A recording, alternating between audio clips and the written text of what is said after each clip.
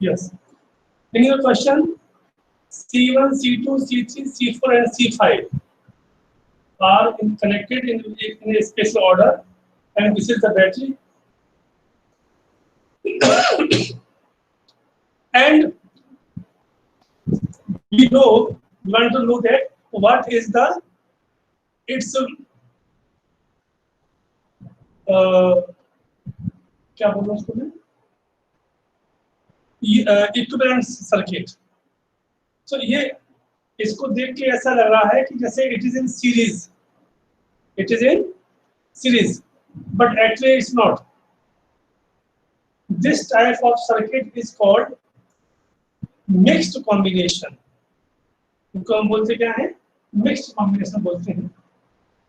इसमें कुछ सीरीज में है, कुछ पैरेलल में है, और कुछ का तो पता ही नहीं है. So this is the case. इस तरह से देख करके हम इसको सॉल्व नहीं कर सकते, क्योंकि समझ में नहीं आ रहा है कि कौन किसके पैरेलल में है. तो जब कभी ऐसा होता है तो we are trying to make equivalent circuit. इस इक्विवेलेंट सर्किट को बनाने के लिए मैंने इसको लिया बेस C3 को. मुझे लगा कि C3 दोनों तरफ है, इक्वल बीच में है, तो मैंने C3 को यहाँ पर डाल दिया. आप क्या करें, यहाँ लिख दो A, B, C और D. ठीक, जो पॉइंट्स है हमने क्या डाल दिया, A, B, C और D. That means if C3 here, so that is B और that is C. अब यहाँ देखिएगा कि by C3 and first plate B is connected to C2 first plate. So C2 first plate. And remember, the second plate of C2 is connected to C1. So ये C1 से कर दी. And again, the plate of C1 is not only connected with A means this A, but also B. So it is this one, okay? And similarly, this is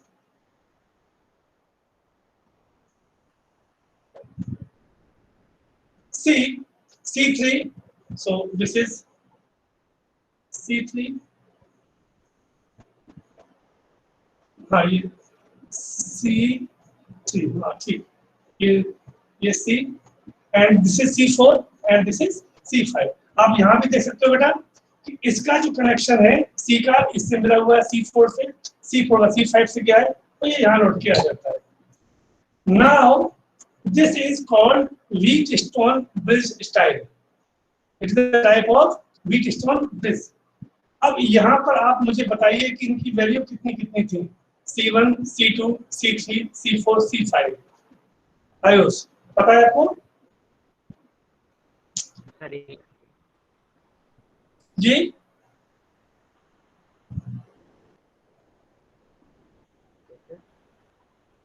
बेटा आपकी आवाज नहीं आ रही.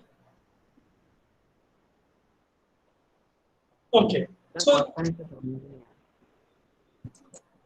इसकी यदि आपके पास मैं बुक में देख के बता रहा हूँ. ओके, कोई बात नहीं. तो जब आप ये वैल्यू यहाँ पर रख देंगे तो ये बेटा इसमें आपको मैं अभी बता रहा हूँ, ध्यान से सुनना. उसमें क्या होगा, उसमें इन दोनों वैल्यू का रेशियो, इन दोनों वैल्यू के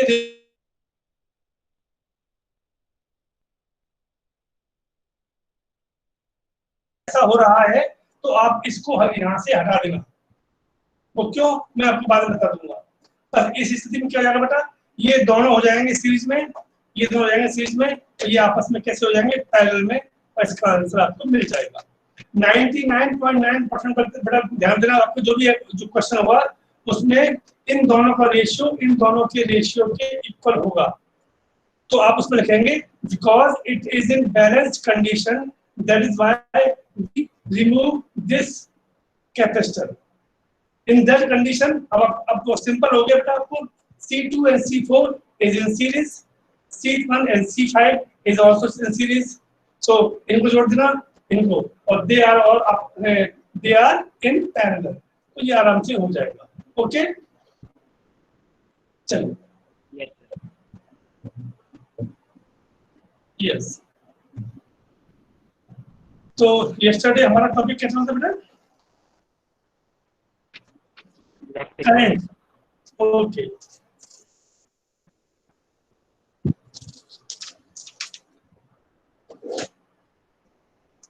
तो बच्चों हमने उस दिन बहुत डिटेल में पढ़ा था कि समझा भी था इस बात को कि how to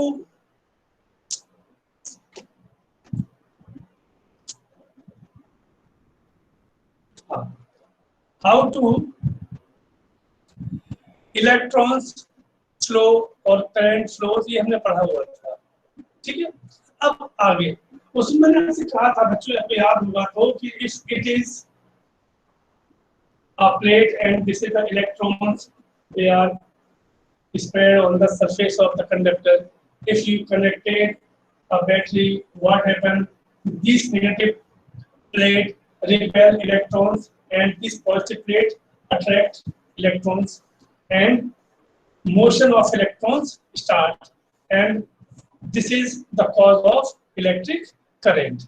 So if in simple language हम भी मैं आपसे कहूं कि what is electric current, what is electric current, तो आप क्या बोलेंगे इसको? आप कहेंगे सर कि it is the rate of flow of electric charge. बेटा उसको नोट कर लीजिएगा, इसको नोट कर लीजिएगा, electric current, electric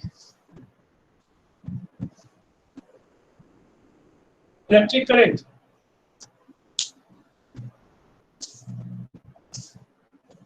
it is defined as the rate of electric charges through cross section of a conductor, that is I is equal to Q upon T. I is equal to Q upon T or dQ upon dt. Its unit is coulomb per second. Its unit is coulomb per second, but its SI unit is ampere. But its SI unit is ampere. Okay, ampere.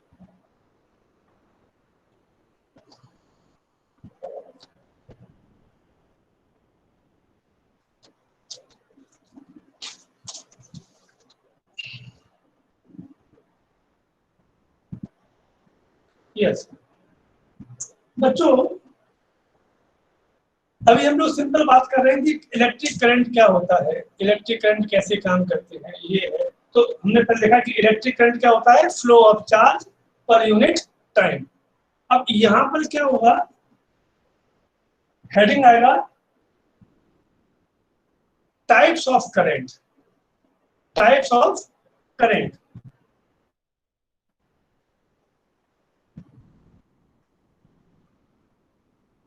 सिर्फ मैं आपको नाम लिखवाऊंगा और बारे में बता दूंगा, बाकी लिखने की जरूरत नहीं है। पहला होता है, उसको हम बोलते हैं steady direct current.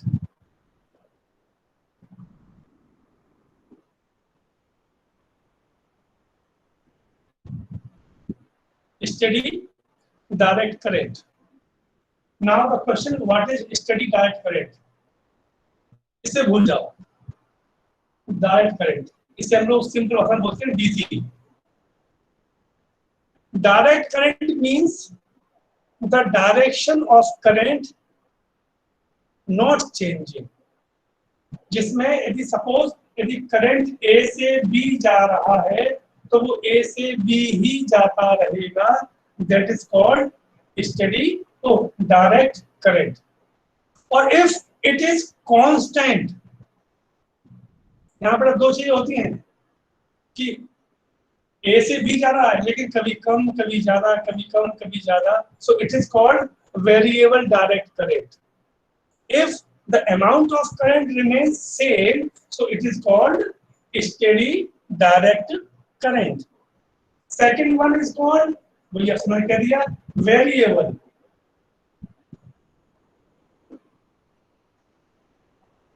direct current. Here direction remains same. Direction remains same, but amount of current will be vary. वो बदलता रहेगा, कभी कम कभी ज्यादा, कभी कम कभी ज्यादा. If it is happened, so it is called variable direct current. One thing better remember, इन दोनों में ही करंट की दिशा नहीं बदलती, डायरेक्शन नेवर चेंज. क्या बदलता है? इसका अमाउंट. अमाउंट कांस्टेंट है, सो स्टेडी और वेरिएबल है.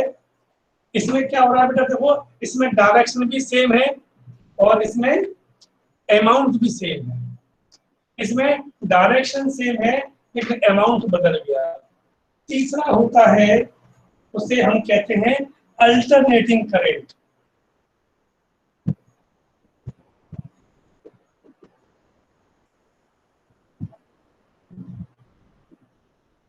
इसमें दोनों बदल जाते हैं. Amount and direction both changing with time.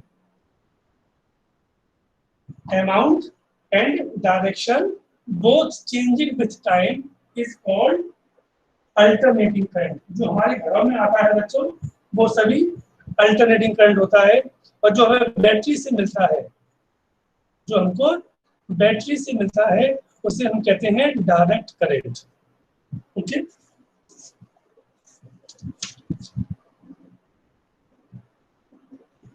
Sir battery वाला वेरिएबल होता है स्टेडी? क्या बेटा? बैटरी वाला स्टेडी होता है या वेरिएबल? बैटरी वाला हमेशा डीसी होता है बेटा, हमेशा डीसी. ठीक है, नो सर, स्टडी होता है कि वेरिएबल? दोनों हो सकता है. ये डिपेंड करता है पावर ऑफ बैटरी पर. यदि बैटरी की पावर अच्छी है तो वो आपको कुछ समय तक आपको स्टेडी करंट देगा और फिर धीमे धीमे कम हो जाएगा. ठीक है ना, लेकिन वो दोनों दे सकता है आपको. It's depend on the power of battery.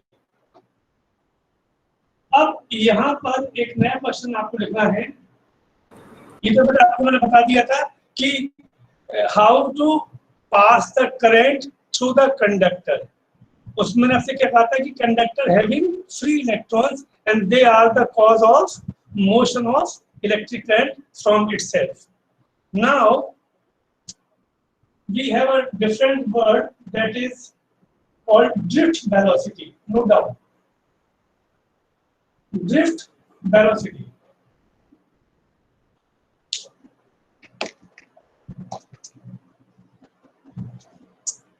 बच्चों अभी मैंने आपको बताया था कि ये एक कंडक्टर है, इस पर इलेक्ट्रॉन्स हैं, बहुत सारे इलेक्ट्रॉन्स हैं.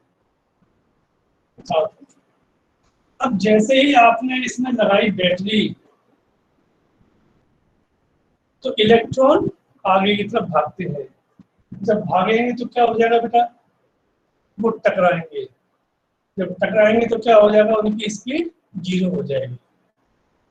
फिर भागेंगे, फिर टकराएंगे, फिर स्पीड 0, फिर चलेंगे, फिर टकराएंगे, फिर 0, यानी कि वो गिरते पड़ते आगे बढ़ते हैं. तो कभी उनकी स्पीड 0 होती है और कभी maximum 0, maximum 0, maximum. So now the question is कि what is the real speed or velocity of current? तो हम लोग क्या करेंगे? हम उन इलेक्ट्रॉन्स की एवरेज वेलोसिटी निकालेंगे. So the average velocity of free electrons when they are in the presence of battery is called drift velocity. यानी जब हम किसी भी कंडक्टर में बैटरी लगाते हैं तो उस समय जो इलेक्ट्रॉन्स की स्पीड होती है, this speed is called drift velocity. तो please note down, it is defined as the, हम इसकी बात कर रहे हैं बेटा, it is defined as the average velocity average velocity with which free electrons in a conductor with which free electrons in a conductor get drifted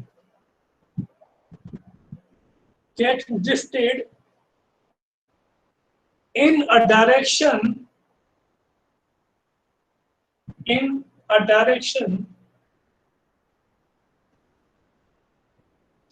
opposite to the direction of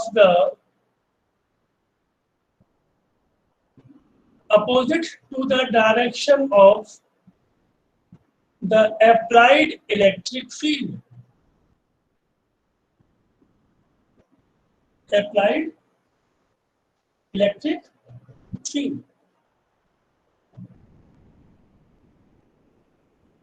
sir एक doubt है हाँ बोल बेटा। Sir, जो conductor के अंदर sir जो electron होते हैं उनका सर हाँ। करंट डिस्प्लेसमेंट जो होता है ना सर वो 0 होता है, और सर वेलोसिटी भी होता है डिस्प्लेसमेंट अपॉन टाइम। तो सर उसमें सर जो इलेक्ट्रॉन का डिस्प्लेसमेंट 0 होगा तो सर वेलोसिटी कैसे होगी? इसका मतलब ये है कि आपने 11th नहीं पढ़ा ढंग से। नहीं सर, मैंने कहने का आपको मतलब- देखो, हाँ ध्यान दो बेटा, डिस्प्लेसमेंट 0 होने पर वेलोसिटी मैक्सिमम भी हो सकती है, पता है क्या आपको? हाँ सर। हाँ? Yes sir. कब? सर जब डिस्प्लेसमेंट 0 होगा हाँ? तो सर पूरी स्पीड से जाएगा ना इलेक्ट्रॉन फिर तो। ना ना ना बेटा, डिस्प्लेसमेंट कभी 0 होता ही नहीं है ना। वो सर इलेक्ट्रॉन का डिस्प्लेसमेट 0 होगा ना सर कंडक्टर के बोलो, अंदर। जैसे वो टकराया तो 0 हो गया, फिर बढ़ेगा, फिर आगे जाएगा। भाई तुम ऐसे बेटा मान लो कि ये मान लो कि आपका स्कूल में ग्राउंड है, ओके, उसमें बहुत ज्यादा पानी भर गया है, चिकना हो गया है, और मैंने आपसे कहा कि इसमें आपको नंगे पैर इसमें आपको दौड़ना है, ओके। तो क्या करोगे आप दौड़ोगे, स्लिप हो जाओगे, गिर पड़ोगे, फिर उठोगे, फिर चलोगे, फिर गिरोगे, फिर उठोगे, फिर चलोगे, गिरोगे, और लेकिन धीमे धीमे ऐसे गिरते पड़ते आप लास्ट में क्या करोगे? उस ग्राउंड को पार कर जाओगे, राइट? Yes sir. तो उस वक्त फिर मैं पूछूंगा कि what is the speed of मंजूर, IO7 ने पूछा, तो वो क्या करेगा पता है आपको? वो देखेगा कि आपको इस एंड से उस एंड में जाने में कितना टाइम लगा, और डिस्टेंस कितना था, उसको डिवाइड कर देगा, काम खत्म हो गया। हम यहाँ पर बात कर रहे हैं एवरेज की, हम किसी सिंगल इलेक्ट्रॉन की बात नहीं कर रहे हैं, है ना। Current is not a cause of single electrons, okay. ये तो बहुत सारे इलेक्ट्रॉन्स मिलकर के ये काम करते हैं, इसलिए एक कोई इलेक्ट्रॉन की स्पीड किसी इलेक्ट्रॉन का डिस्प्लेसमेंट 0 हो जाता है तो भी कोई खास बात नहीं है, ओके। सपोज अब मैं बताता हूँ आपको, मान लो ये अब आप एक काम करें, ये आपके पास एक कंडक्टर है, आपने ये लिया, इसको लगा दिया, and you are applying electric field E। अब यहां पर भी इस जगह पर एक रखा हुआ है इलेक्ट्रॉन, इस इलेक्ट्रॉन की दिशा कहाँ होगी? यहाँ होगी। हम एक ही मान रहे हैं, होंगे तो बहुत सारे, ये पॉजिटिव और ये नेगेटिव। प्लीज मेक इट, बनाइए इसको। पर सर इलेक्ट्रॉन तो सर मूव करते रहते हैं ना, एक डायरेक्शन में कैसे होगा? बैटरी लगा दी बेटा। अच्छा, बैटरी लगाने के बाद फिर सभी एक ही दिशा में जाएंगे, और जब तक बैटरी नहीं होती है तब वो कहीं भी जा सकते हैं। ये ध्यान दो, बैटरी लगी है, इलेक्ट्रिक फील्ड अप्लाई कर दिया है, अब उनकी मजबूरी है, अब उनको एक ही दिशा में जाना पड़ेगा। Yes sir. ठीक है ना। जब बैटरी नहीं होती है, that time they can free to move anywhere, but as you are connected the battery, so definitely the electrons have to move in the direction of applied electric field. Yes sir. Okay, लिखिएगा। Let us consider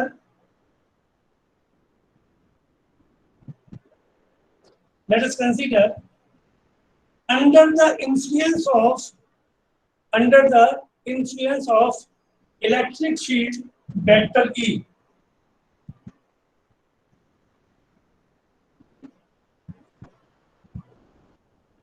E, a free electron, experiences, a free electron experiences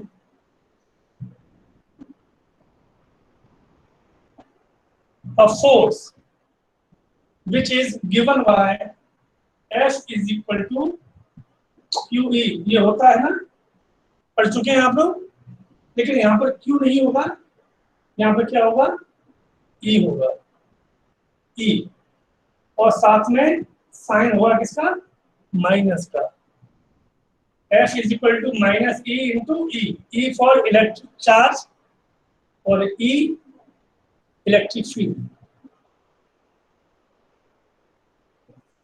जब हम किसी भी चीज पर force लगाते हैं तो एज यू नो वहां पर एक्सेलरेशन डेवलप होता है। तो लिखिए द एक्सेलरेशन produced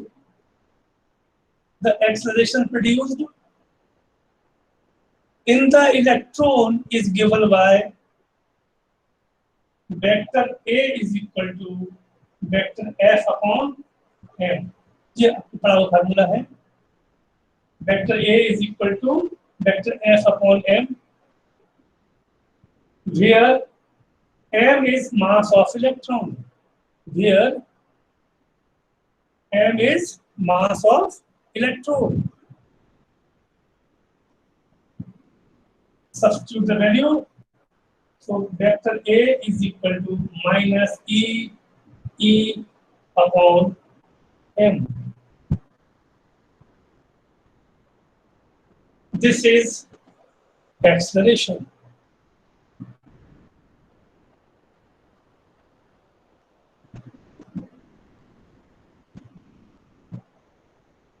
बच्चों इस एक्सेलरेशन से इलेक्ट्रॉन आगे बढ़ेगा, बट एज यू नो कि ये इलेक्ट्रॉन यहां से बढ़ा और अगले इलेक्ट्रॉन से जाके टकरा गया, तो इसकी स्पीड हो 0, फिर बढ़ा फिर टकरा गया। लेकिन ये दो टक्कर के बीच में ये जो है इलेक्ट्रॉन वो फ्रीली मूव करता है।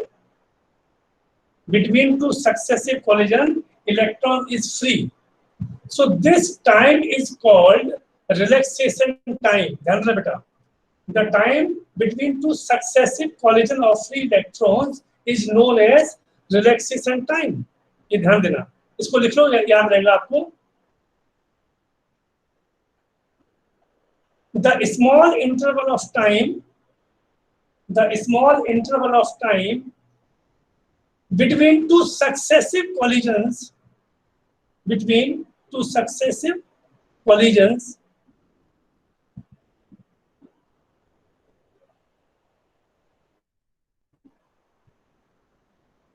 in the conductor is called relaxation time,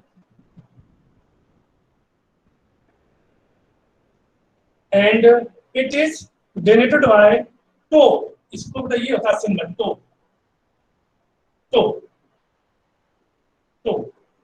It is denoted by tau। आगे लिखो, in other words we can say that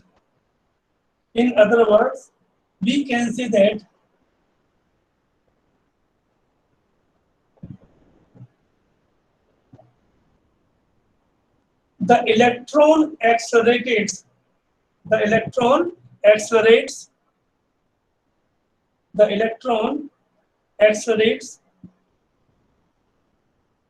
for an average time tau।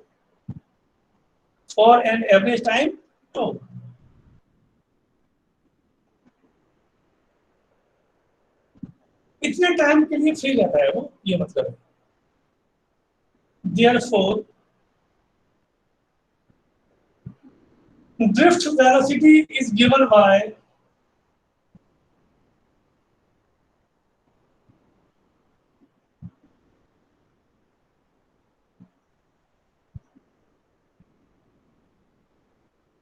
इसमें कोई खास बात नहीं बेटा, ये लिखा हुआ v is equal to u plus a t, first question motion लिखी है v is equal to u plus a t, but हमने v डी मान लिया है ड्रिफ्ट वेलोसिटी को, u स्पीड है, a एक्सेलरेशन है, और t को हमने क्या लिया हुआ है, हमारे केस में वो टो है।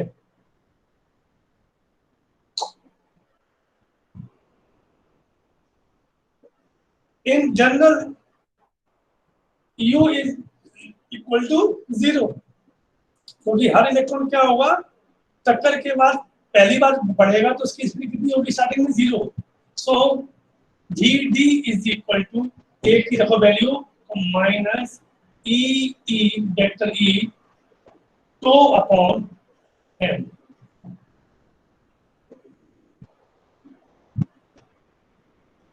This is drift velocity. Sir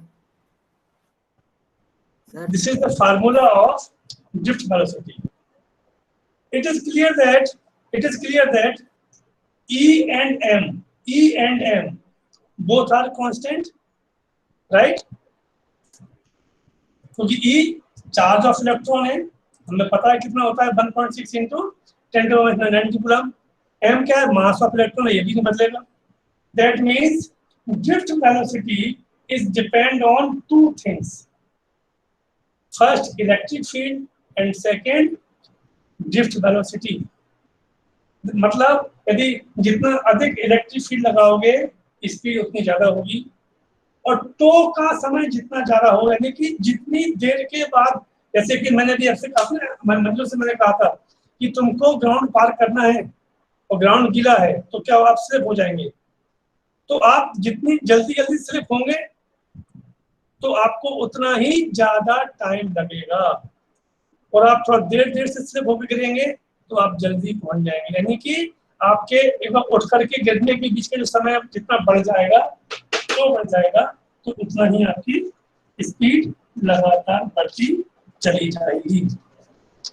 यहीं पर एक क्वेश्चन आता है छोटा सा, उसको भी दिखाओ तो काम आएगा। ये था ड्रिफ्ट वेलोसिटी। अब यहाँ आता है, देखो आप, मोबिलिटी। मोबिलिटी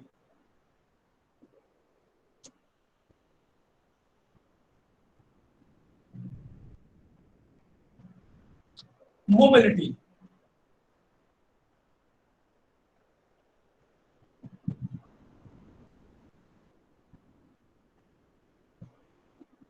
लिखिए, mobility of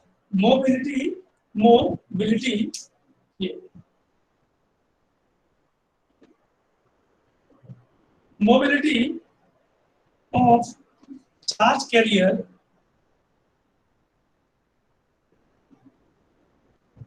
is the drift velocity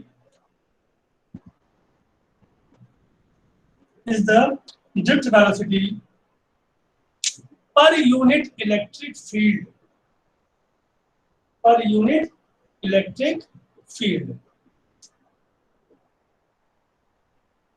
that is mu is equal to Vd upon E, drift velocity per unit electric field। और मोबिलिटी को म्यू से हम लोग रिप्रेजेंट करते हैं। Okay, put the value here, तो mu is equal to कितना आ जाएगा अपने को, ई टो ओवर एम।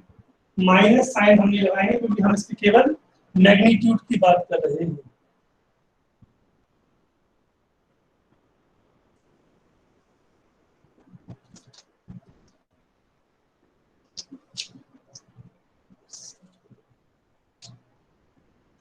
हाँ जी,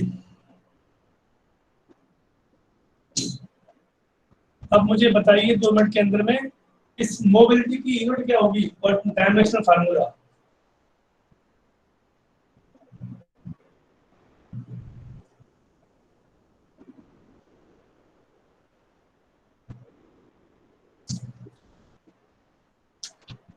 m-1 क्या बेटा, m-1 t। -1 थी। ओके, और सोच लो, जल्दी थोड़ी है। सोचो। सर ATM -1 है ATM -1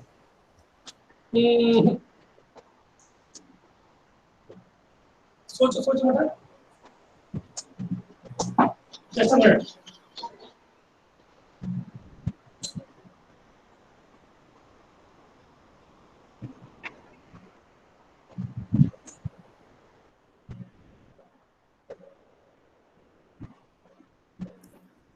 sir MLT -1 A -1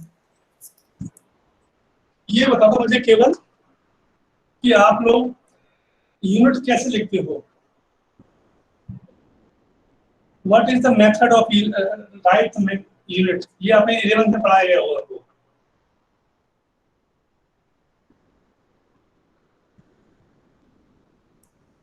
unit लिखने का तरीका क्या होता है पता है ना आपको। यूनिट लिखी जाती है हमेशा हमेशा हमेशा लिखी जाती है डेफिनेशन के आधार पर, on the basis of definition. Okay, definition क्या कह रही है।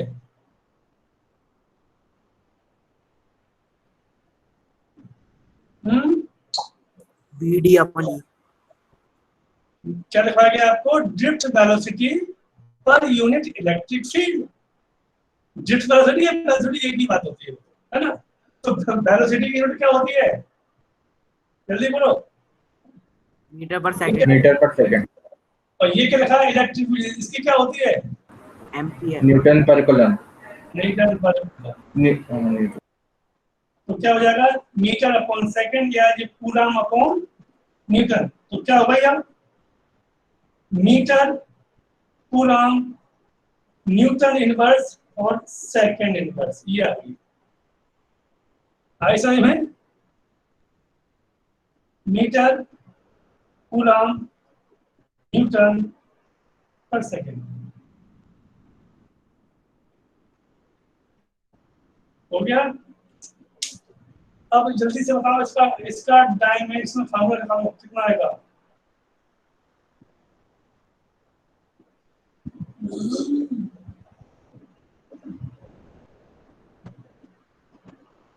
m-1 AT square। n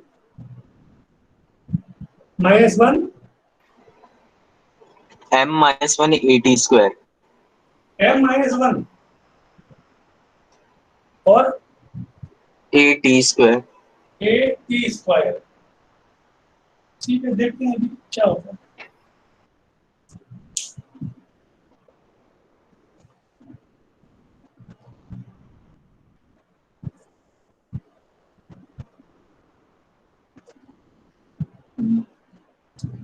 कैसे निकालते हैं बेटा,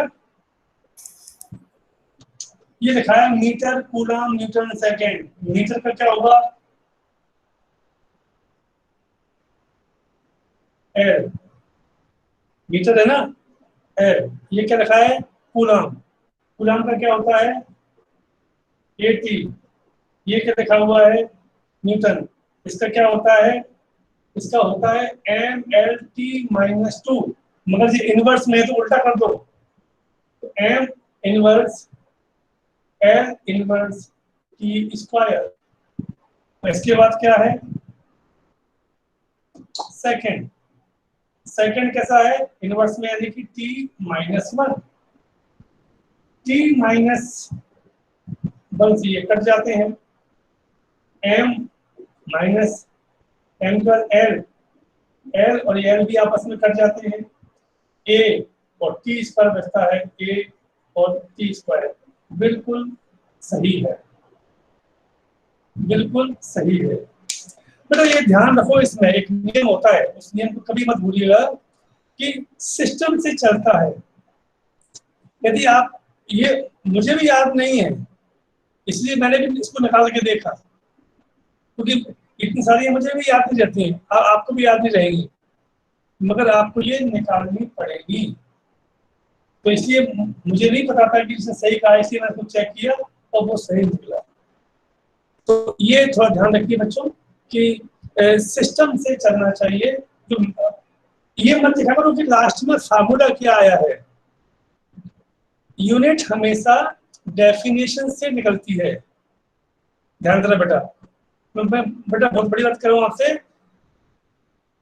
डेफिनेशन से यूनिट निकलती है, फार्मूले से डायमेंशनल फार्मूला निकलता है। यदि आप ये चाहते हैं कि आपको जल्दी से निकलना है डायमेंशनल फार्मूला, तो आप फार्मूले का यूज कीजिए, ओके। और यदि आपको निकालनी है यूनिट, तो याद कीजिए उस जो भी जिसकी निकालनी है क्वांटिटी की, उसका डेफिनेशन क्या है। यदि वो आपको पता है तो निकाल सकते हैं आराम से। ठीक है बच्चों, तो ये था अभी अपना, अभी हम थोड़ा सा ब्रेक देते हैं और इसके बाद फिर से मिलते हैं ठीक 4 बजे। आज मैंने 2 साइड भेजी बेटा ना, आज दोनों ही अलग अलग है। ठीक है, ओके बच्चों, साइड